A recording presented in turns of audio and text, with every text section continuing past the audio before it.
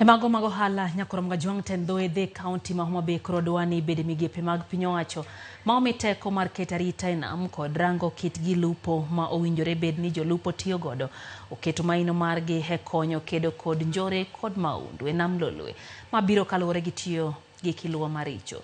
Jakom dhowedhe e county no Edward Oremo wacho ni migepe ma oting'o bad migawo mar lupo obila mag Kenya Coast Guard tend arita kwe county no kod migepe mamoko ma omi teko mar keto arita e nam ma osembeko tole tijegi ka ting' mar rito nam ne jokombe mag dhowedhe. Oremo wacho ni kwan jolupo mosemedore e nam kaluwore gi nok mar tije kendo koro dwaro nitiere mondo migepe ma kamago owuog oko mar neno ni njore kod timbe mag maundu odok piny.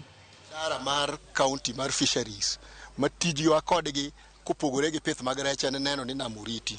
Wan gi Kenya Coast Guard Services monego bed ni chiwo arita e nam seche duto mag tije mag jolupo kacha. Opinion wa kaka jotelo mag nam iyudo ka samoro gidwa ywa chien. Giywa chien in terms of keto resources minyalo rit godo nam.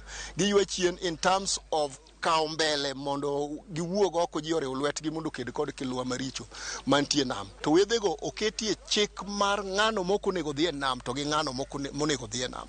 Ng'ano gino moko nego dhi e nam to gi gino monego dhi e nam.